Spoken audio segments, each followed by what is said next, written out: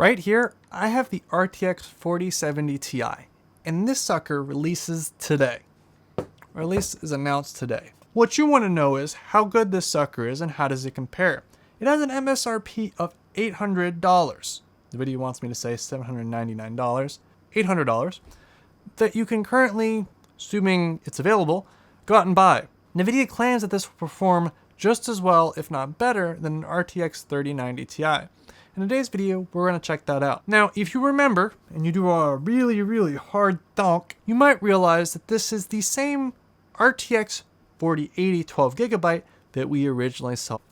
Nvidia also lowered the price of this card by $100. I still think it's going to be very interesting, assuming that holds true, what's going to happen to the used market, because right now on Facebook Marketplace, you're looking at about $800, $900 for a 3090, and you're looking at about $1,000, $1,100 for a 3090 Ti used on the market.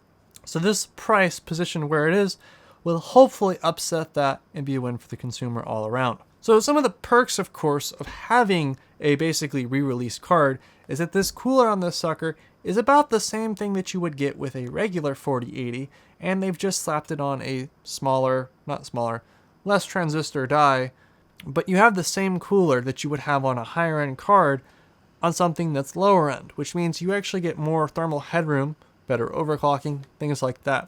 They've cranked the clock speed up to a max boost of 2,670 megahertz for this card here. This is a Board Partners card. This is the Zotac Amp Extreme Aero, and this one is what they sent me, so thanks to Nvidia and Zotac for sending me a card to make a video on.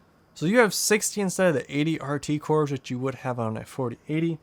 And in addition, you have the same power connector and really the same card as you saw earlier in the 4080s. One of the biggest things I was curious about though was just to check my header and my adapter for the power supply to see if I really had any melting issues. It's not something I would really expect since this card has a rated TDP of 285 watts. And our connector, at least the connector that I have here, looks spotless. So thermally, what happens when you get a really large cooler on a lower tiered card is you get thermal headroom of about 60 degrees under 65 degrees under load and 40 to 35 degrees idle, which I thought was pretty solid. This card doesn't even have to spin up, so it doesn't even spin up the fans, which obviously skews the data a little bit. You don't actually get a true idle load unless when it starts spinning up. Now, a lot of the games that I play are in 4K. Now, 4K is starting to get to the point where it is being adopted in the mainstream, and you could argue the validity of 8K, etc., when 4K is almost indistinguishable from what your eyes normally see, especially if you're looking at it from a couple feet, a foot or two away. So we're starting to get to the point where I believe we are closing in on 120 FPS gameplay on most AAA games. And that is, of course, raw without DLSS. I've chosen a couple games to do without the DLSS acceleration. I'm going to call it acceleration. Now, for our tests today, we have quite a few. For the main ones we'll be covering in today's video are just going to be Warzone, Fortnite, and Minecraft. That's because I'm going to be releasing a bunch of other ones separately in their own dedicated videos. I'd recommend that you go check those out. Then we've also got a couple productivity selections. I've chose Premiere because that's what I use, and that's what this main use of this card has been. And WebODM/OpenDroneMap, which is what you use to take a constellation of drone pictures and turn them into a real usable model. So what I've been using is kind of like my mapping and stuff. It's my side gig. When moving from a 3090 to a 4070 Ti, we actually saw FPS decrease by about a couple percentage points. It was about 3 or 4, and this is likely due to two reasons. Number one, the decrease in the amount of VRAM available, and also the decrease in the number of raw CUDA cores, which basically, since Minecraft and this version of Minecraft and this SKU of mods does not have any DLSS acceleration, does not have any RTX acceleration, you really won't get those full benefits, especially since in reality shaders and texture packs require that VRAM, and being limited in that department is likely what's contributing to this decrease, the slight decrease in FPS. Instead of getting about 105 to 110, we're getting about 92 to 95. So for our next test, we maxed out all the settings in Fortnite, trying to see, and of course, also keep in mind there are much more in-depth videos, dedicated videos that will also be posted along this one. And me and the boys got in here and we saw some pretty decent FPS. So keep in mind when we actually did our test with the 3090, we actually saw stuff around like the 40s, so the upper 30s, lower 40s, and as you can see here, we're getting stuff upwards of 40 to like 45, upwards to like 55, which I'd say is a noticeable improvement, especially when you keep in mind that these are just all maxed out settings. And finally, for Call of Duty Warzone, instead of seeing stuff like 65 FPS, we started seeing FPS up in the hundreds. And I believe Warzone is actually one of those few games that does take advantage of the new DLSS technology, because I know that's an option you can specifically turn on.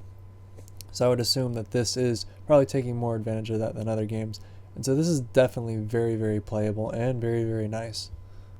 Keep in mind, all these tests were done at 4K and in maximum settings. And so finally, I want to compare the results that we got comparing a 3090 to a 4070 Ti. And this is the graph that Nvidia has on their website, which notice all of these games take advantage of the new DLSS 3. They're not just raw computation. And I think what we really saw was just that the 3090 did hold its ground pretty well. And I really do think that this graph may apply to games that utilize all the newest technology. Point of the story is, yeah, watch your reviews, folks. So when it came time for Premiere Pro, we did our test with the 3090. We got time for that, but when it came time to do the 4070 Ti, we think the CPU is overheating because we got results about 10 to 20% lower. That might be due to, of course, the CUDA core count, might be due to the VRAM count. We'll probably post a follow-up video with more depth, but the CPU is getting rather hot, so I think we're going to call it quits on the productivity things and make a follow-up video there. And this is something I would recommend over a 3090 Ti. I mean, depends on the price that you get one for. Obviously, new card versus a used 3090 Ti for $1,100, $1,000. I'd say recommend, if you can actually get one of these cards for something lower than a 3090, of course. Like, that's a dumb question. So I'm going to make a scandalous statement in that I would recommend that you buy this under the basis that you look at prices for 3090s, 3090 Ti's, and that, as you'll see in our benchmarks, I of course recommend you watch the benchmarks, that it does appear to be equivalent in performance to the 3090 Ti roughly. Of course, with the only caveat being that if the games that you're playing are not heavily modern and they only rely on the raw computational, raw CUDA cores of these GPUs, then you may want to consider getting a 3090 or a 3090 Ti if you can find one for a reasonable price in comparison. So assuming that you can get this for $800 instead of the $1,000, $1,100 that you get a 3090 Ti for currently on like Facebook Marketplace, I mean, and you're in that market to buy one, this is a recommendation to have. And especially, sadly, AMD's ray tracing technology has not really caught up to Nvidia's yet. So I'd still recommend, if you really wanted and ray tracing was something important. My original opinion of it being more of a gimmick has slowly changed in that it is becoming more and more relevant. I don't justify when you see your FPS relatively cut in half when you start playing with ray tracing, which still is going to be very difficult and a hard sell to a lot of people, especially when you're cutting it in half to 60 FPS. This card is really capable of 120 FPS, 140 FPS, and stretching it. Gameplay. I just had a moth come in the room. If a moth flies around here, don't worry about it. I have my windows open. It's 3 a.m, guys, and it's in the trash can now. Hey, bud. There you go. And I definitely really do feel like this card does a pretty solid job checking those checkboxes. So of course, make sure you feel free to check out all the other videos that I'll be releasing roughly around the same time talking about this card. Thanks again to Zotac and Nvidia for giving me one of these ahead of time. I really appreciate it. I think as a reviewer and as someone that makes these videos, it is a hard decision to say something like, I got this card for free, and this is a wonderful relationship with Nvidia Zotac that I don't want to mess up. Also giving a pretty valid opinion that I think that this is a good deal given the current market. Obviously the market is going to shift around this. I wouldn't pay anything above $800. Well, this card probably is going to MSRP for about $900, I would assume. High-end model. $900 is that, I would assume, for the board partners.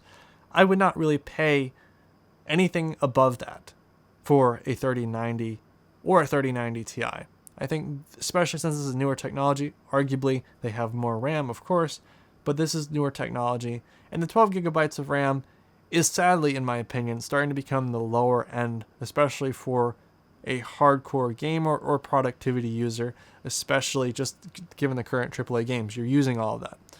And mainly just the used market. Nvidia is ultimately competing with itself. So make sure to check out the other videos on the channel talking about this. And of course, thank you very much for watching. Subscribe if you're interested. And I've got a good bit of content coming up soon. I've been really, last semester in college did me in pretty good. So I was pretty busy. So hopefully this semester will be better. I always say that, and then it's not.